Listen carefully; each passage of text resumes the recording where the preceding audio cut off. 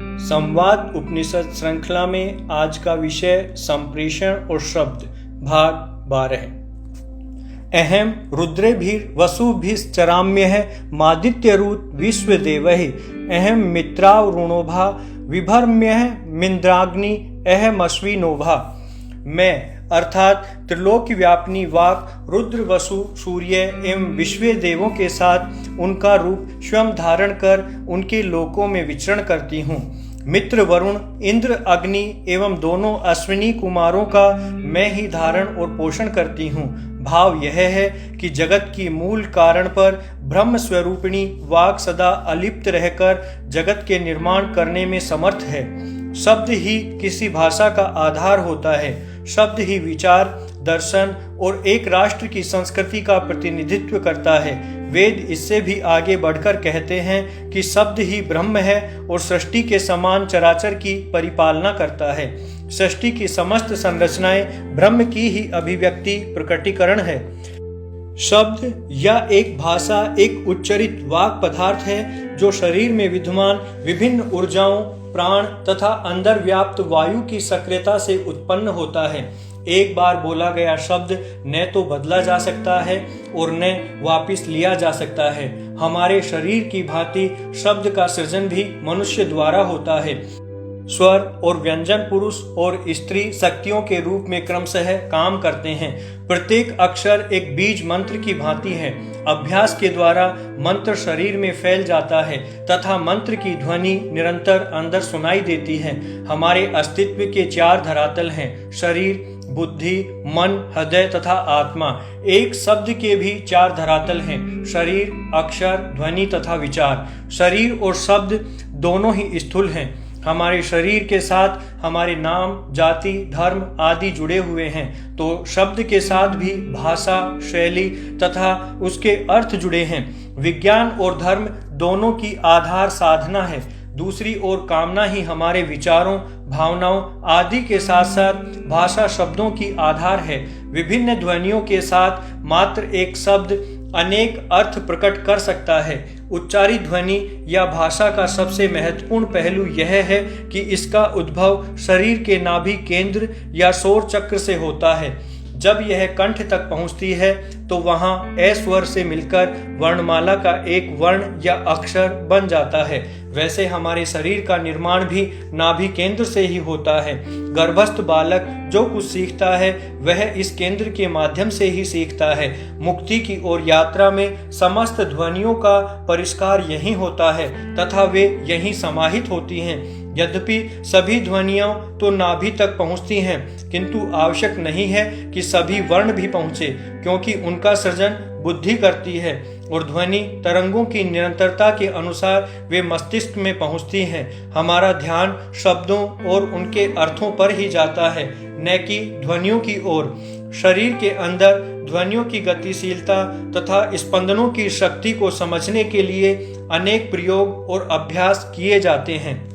अपनी इच्छा या मंतव्य को प्रकट करने के लिए हमें एक शब्द या ध्वनि की आवश्यकता होती है।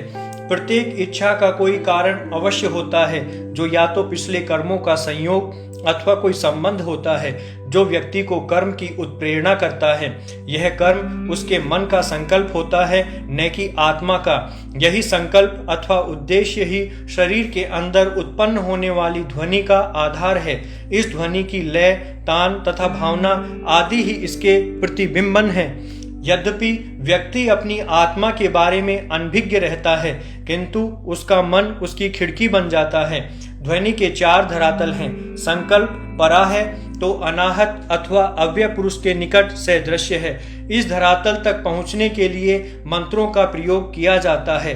यहाँ पहुंचकर आप पशुओं, पक्षियों, वृक्षों आदि से संभाषण कर सकते हैं। इसके लिए आपको किसी भाषा की नहीं अपितु मात्र ध्वनि और उसके स्पंदनों की आवश्यकता होगी। इस प्रकार माताएं अपने शिशुओं से वार्तालाप के लिए शब्दों से भी आगे पहुंच सकती हैं। इसके लिए वे ध्वनियों और शब्दों का प्रयोग भी करती हैं। इस स्तर तक पहुंचने के लिए व्यक्ति को बौद्धिक श्रेष्ठता ही नहीं अपितु भावात्मक आत्मीयता से भी आगे जाना पड़ता है। सामान्यतः अहम भाव इस स्तर तक पहुंचने नहीं देता है। पदार्थ कभी नष्ट नहीं होता, किंतु वेदों में शब्द अथवा ध्वनि को पदार्थ ही माना गया है, इसलिए शब्द भी कभी नष्ट नहीं होता। सभी प्रकार के पदार्थ ऊर्जा से संचालित हैं। आप पदार्थ का मार्ग पकड़ें या शब्द ध्वनि का मार्ग, आप एक गंतव्य पर पहुंचेंगे और वह है निराकार ब्रह्म। ऋषि मंत्र दृष्टा होता है। पहले सब वस्तु धर्मों का प्रत्यक्ष ज्ञान प्राप्त करने वाले ऋषि हुए। ऋषियों ने उन मनुष्यों को जो वस्तु तत्व का प्रत्यक्ष करने में असमर्थ थे, उपदेश द्वारा मंत्र दिए। इनके वाक्यों में मंत्र अपने मुख्य अर्थ को छोड़कर देवता विज्ञान रूप में प्रयुक्त हुआ, क्योंकि ऋषि वस्तु तत्व के दृष्टा हैं और वह तत्व ज्ञान ही वे दूसरों को देते हैं। मंत्र के समान अर्थ वाला ब्रह्म शब्द भी है, जो कि इसी तरह का अभ्यार्थक है। शब्द ब्रह्म और पर ब्रह्म ये दोनों ब्रह्म जानने योग्य हैं। इनमें शब्द ब्रह्म का ज्ञान हो जाने पर ब्रह्म का ज्ञान होता है। भाव यह है कि शब्द ब्रह्म द्वारा जानने योग्य वस्तु विज्ञान रूप पर ब्रह्म ही है। मंत्र और ब्रह्म दोनों समान रूप से वाक्य और देवता विज्ञान रूप सम्मिलित अर्थ में व्यवहत होते हैं। ब्रह्म ही वेद है अथवा ब्रह्म विद्या का नाम ही वेद है। ब्रह्म स्वयं अपने आप को यज्ञ रूप बनाता हुआ सब कुछ बना है, सब कुछ बनता है और सब कुछ बनेगा। यह जो कुछ है यज्ञ रूप ही था, यज्ञ रूप ही है और यज्ञ रूप ही होगा। भूत, भविष्यत और वर्तमान तीनों कालों में सब पदार्थ यज्ञ रूप ही हैं। तंत्र साहित्य में बीज मंत्रों का विशिष्ट स्थान है। ईश्वर की 8 मुख्य प्रवृत्तियों के अनुरूप ही 8 प्रकार के बीज मंत्र होते हैं। इनमें ओंकार को शब्द ब्रह्म कहा गया है। बीजों में गुरु, शक्ति, रमा, काम, योग, तेजो बीज आदि के रूप में ऐं, ह्रीं, श्रीं, क्लीं, क्रीं, द्रीं, स्त्रीं, ह्लीं बीज मंत्र प्रयुक्त होते हैं। बीज मंत्र शब्दों के अर्थ से समझ में नहीं आ सकते, ये केवल जब से ही अपना अर्थ बताते हैं। इनके लिए उच्चारण का ज्ञान ह्रस्व, दीर्घ, प्लुत आदि स्वर और पूरक मंत्रों की सहायता उपयोगी सिद्ध होगी। शब्द तत्व मंत्र और देवता का अभेद माना गया है। मंत्रों के स्पंदन और प्राण रूप देवता के स्पंदनों में एक रूपता मानी गई है। शब्द रूप वाणी के भी 4 धरातल हैं, परा, पश्यंती, मध्यमा और वैखरी। सृष्टि का कारण भी नाद या वर्ण या शब्द माना गया है। यहाँ शब्द की अत्यंत सूक्ष्म अवस्था होती है। मंत्रों और बीजों का विकास भी इसी से माना गया है। जब विमर्श और प्रकाश की स्थूल अवस्था होने लगती है तब इसे नाद कहते हैं। जो सृष्टि स्थूल रूप धारण करती है त्यों शब्द भी स्थूल रूप धारण करता है। परा से पश्यंती तथा मध्यमा से गुजरते हुए वैखरी बनता है। महर्षि पाणिनि लिखते हैं 63 अथवा 64 मत भिन्नता के कारण वर्णों को स्वयंभू ने पैदा किया है। आत्मा बुद्धि के द्वारा अर्थों को लेकर मन के साथ बोलने की इच्छा करता है। मन शरीर की अग्नि में आघात करता है। इससे उत्पन्न प्रेरक शक्ति से वक्ष स्थल में गंभीर स्वर की उत्पत्ति होती है। कंठ से वैखरी रूप शब्द प्रकट होता है। यहाँ शब्द को परा, पश्यंती, मध्यमा और वैखरी के रूप में समझा जा सकता है। हमारे शास्त्रों में शब्द तत्व की विवेचना भी विस्तार से मिलती है। उदात्त, अनुदात्त और त्वरित के भेद से षडज, गांधार, मध्यम, संचय, धैवत और निषाद आदि स्वर उच्चारण में माने जाते हैं। नाद, बिंदु और कला शब्द की अवस्था बताते हैं। मंत्र के उच्चारण की रीति छंद से तथा आविष्कर्ता का परिचय ऋषि से होता है। हर मंत्र का एक देवता होता है, उसका बीज होता है, कीलक होता है और शक्ति होते हैं। जो शक्ति साधक के लिए अवरोध पैदा करती है उसके निवारण के लिए कीलक का प्रयोग किया जाता है।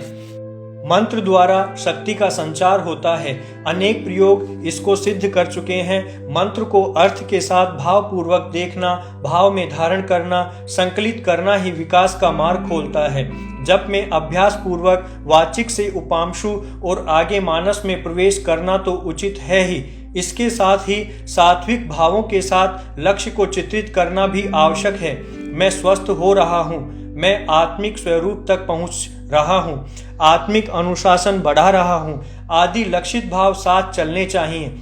प्रसन्नता और निर्मलता ही आह्लाद पैदा कर पाते हैं। समर्पण भाव से क्रिया शुरू की जाए और अंत में जप को इष्ट को ही समर्पित कर दिया जाए, यही श्रेष्ठतम तप है।